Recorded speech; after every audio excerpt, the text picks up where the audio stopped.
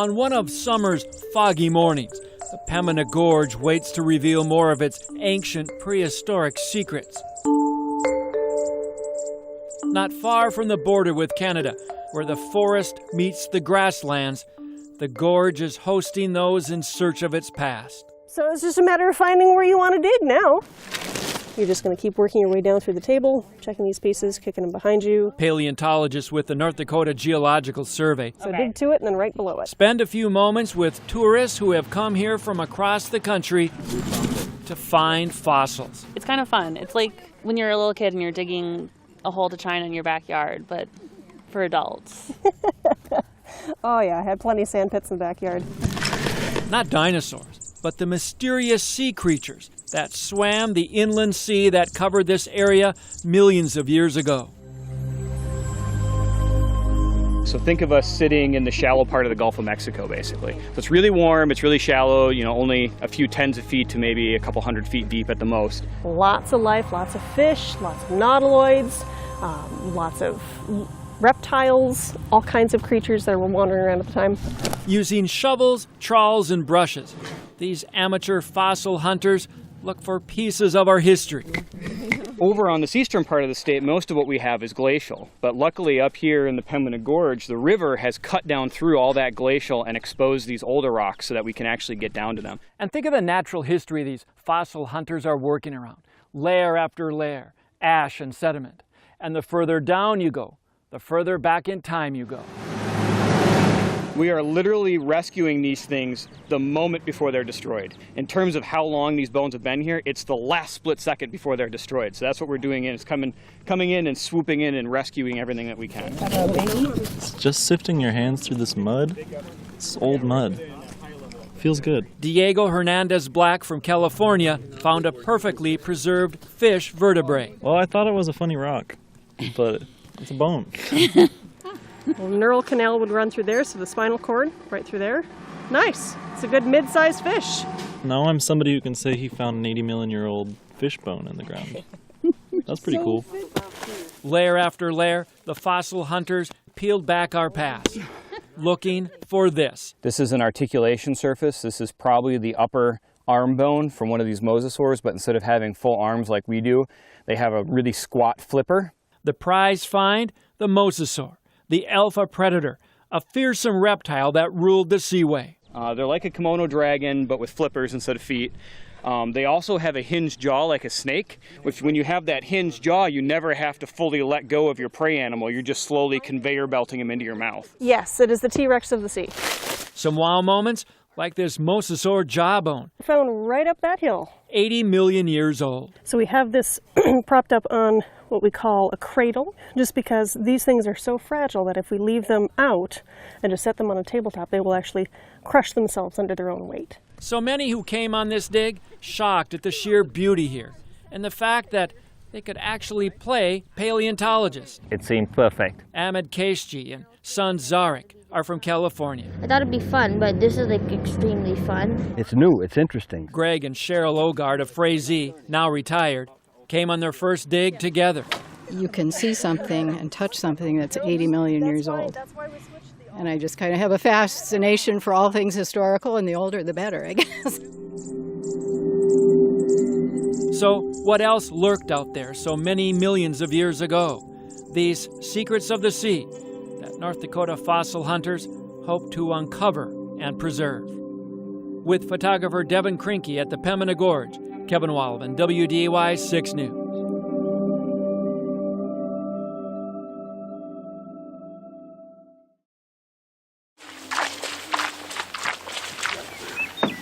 Before sunrise, just outside Rothsay, Minnesota, I'm going to try to get a count on the females out here. DNR wildlife biologist Mike Ehler has come to count his chickens. 43 out there now, wow. This is huge, guys. Prairie chickens, who have come to find a mate here on this virgin native prairie. You're hearing the sound of love. That booming, isn't that neat? Well, it's a primitive sound. I mean, you could imagine, I don't know, 10,000 years ago, there might have been a hunter sneaking through the grass, and he's hearing the same sounds we're hearing, you know. The chickens show off, compete for love, and defend their turf. They do get pretty violent with each other.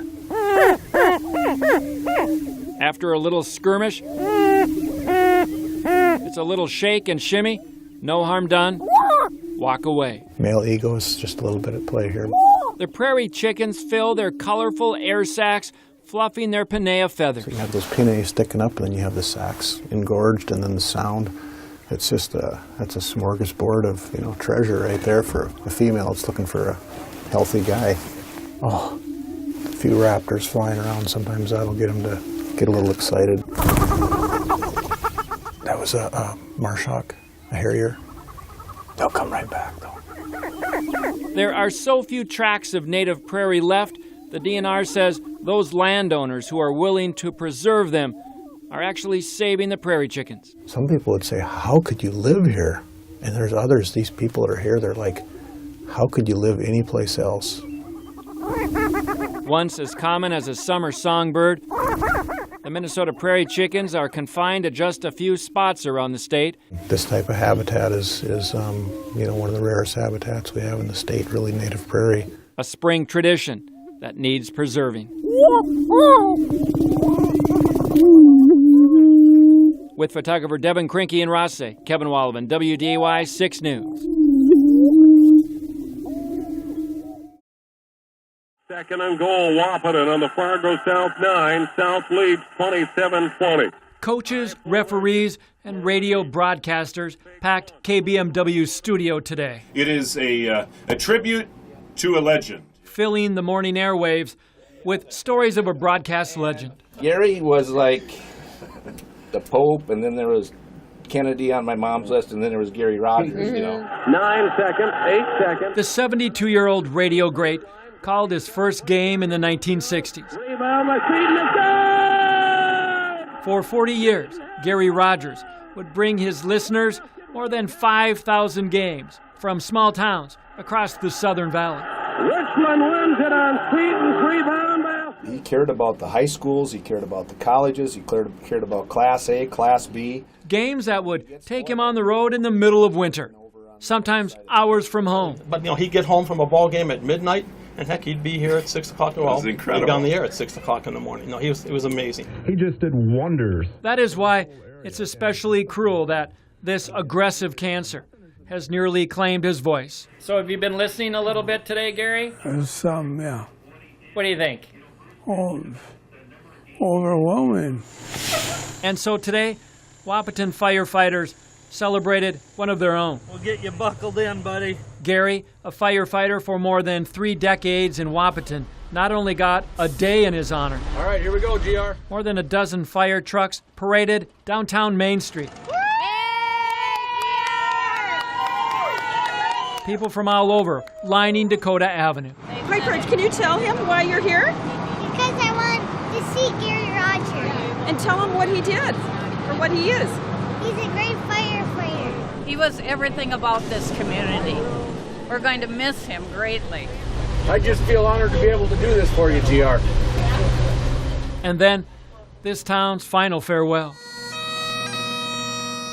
With that sorrowful sound. How you doing?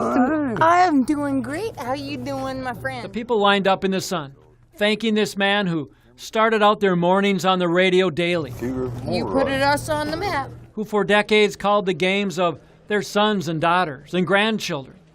This would be an emotional goodbye. Take care, buddy. I love you. Yeah. I'll take care of them girls. Sure. I will. Take care. Love you, man. With photographer Devin Krinke in Wahpeton, Kevin Wallivan, WDY 6 News. Shortly after the fog began to burn off today, a quiet farmyard awakened with some summer barnyard chatter. Come here.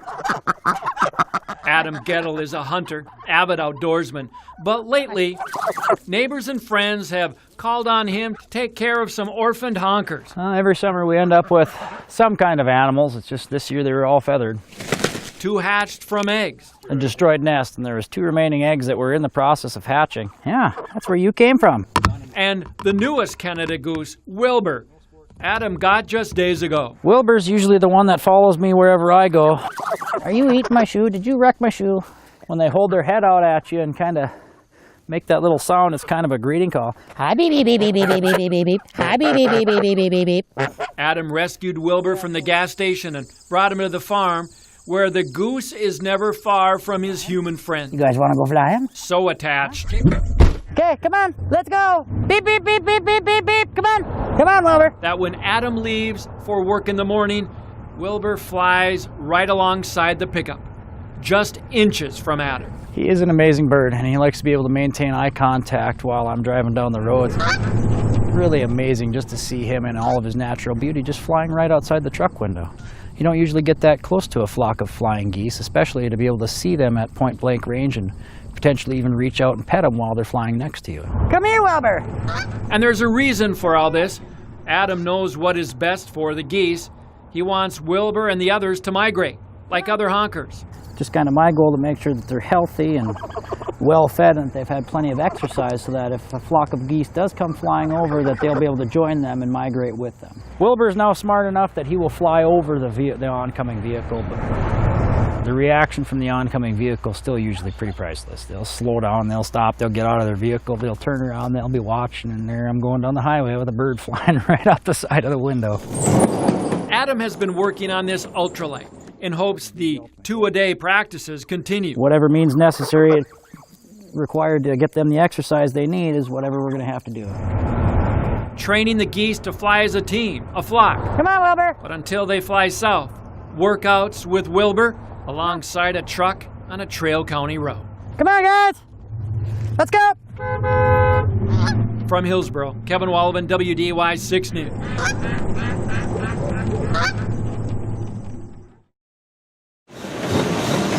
After a weekend, the gym crowd at Family Wellness laced them up and hit the treadmills and workout machines. Pretty typical Monday, until they showed up. Anytime I can wear fire gear, I'm a happy guy. That's where it's at. 28-year-old Jason Caribou is a volunteer firefighter with West Fargo.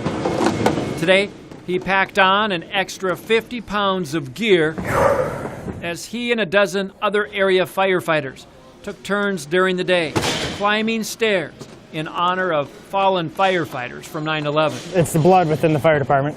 You hear that term brotherhood, and you can go buy it on a t-shirt all day long, but it's as real as it gets. Joey! We support one another, despite if we've met them or not. It was a hot climb. I think I see a break coming in my near future. Symbolizing the 110 sets of stairs firefighters went up on that fateful day. I got a long way to go.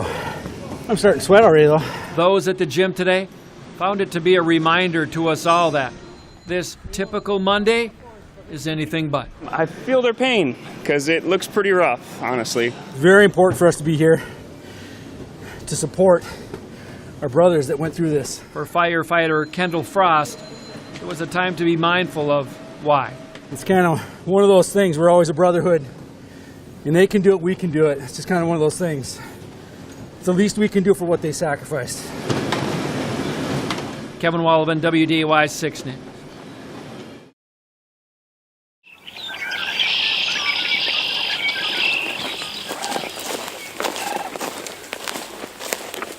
So we're on the Platte River in central Nebraska. It's about an 80-mile stretch of river that the cranes kind of bottleneck into every year. It's the biggest concentration of cranes in the world. About 9 million waterfowl come through. There's a hen right there, teal, green-winged teal. Checking out all the ducks too. Gotta do that. There's about 600,000 in this migratory flock, and at any one time during the peak of the migration, we'll have maybe 400,000 of those birds here. Oh, look.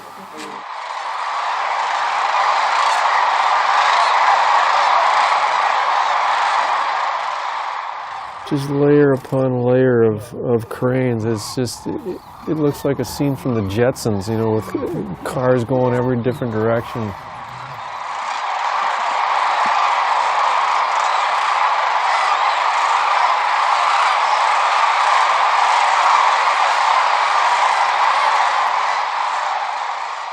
You know, the spectacle itself is just sometimes nearly overwhelming. I got teary-eyed, I really did. I kind of surprised myself. I put my hands up like this, and I was just so excited. The sounds and the sights and these ancient birds categorized as maybe being anywhere from 10 to 25 million years old. You can see a pterodactyl in this thing if you look at it, seriously.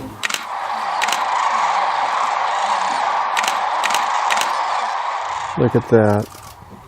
It's crazy cool. The migration spectacle that we're seeing today really is an indication of a sick river. The big spring floods used to clear all these channels and create big sandy wide channels. Encroaching vegetation has reduced that habitat. And if we don't continue to manage this river and work on clearing river channels, it would be completely uninhabitable for the birds. It just reminds you that there's still wild out there. It's just this, you can hear it in your soul just about. You can hear it up in the sky. You can hear that while you're outside raking or something. You look up and there's cranes overhead. It's a neat deal. I'll never tire of listening to that. That's pretty special.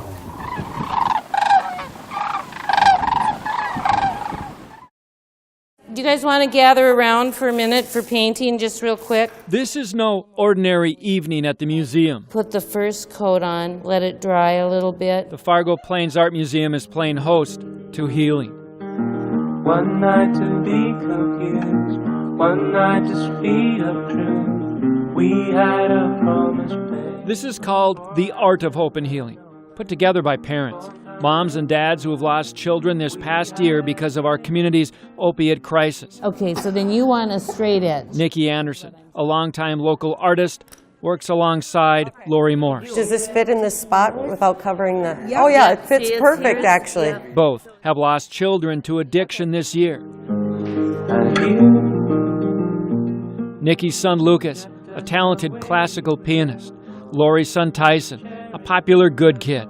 Tonight, using clay to mold their way through grief. It is really therapeutic. Wouldn't you say, Lori? Yes.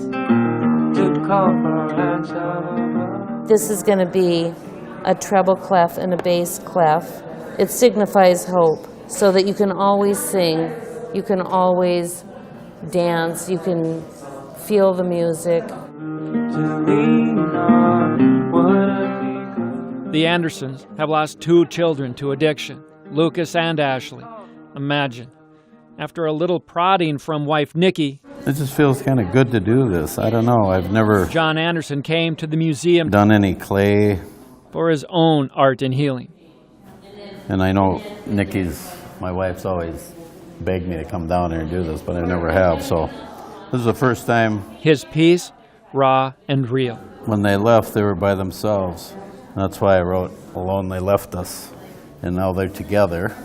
And they're forever in our hearts, but they also left us alone, you know. At another table, 2 Fargo mothers, Sue Fliginger and Teresa Driscoll. I'm doing the white iris. Sharing stories of their sons, lost to addiction, Chase. Represents Chase. And shame. Doesn't get easier, but different. I'm still coming to realize that my son is gone. How have you been feeling lately? Finding ways to talk it out with each other. Bad. It's been kind of tough. Same here. The last 3 days we just were like, not good. No expert therapists or grief counselors here. Hold on, let me smooth this. Instead, the parents using clay to mold their hope, their healing. My words were love, smile, and laughter. Like Tyson's smile and his laughter were things that people will always remember about him. Remembering, cherishing. I think it's a celebration of kind of the life of our loved ones that we lost, because we're creating something beautiful.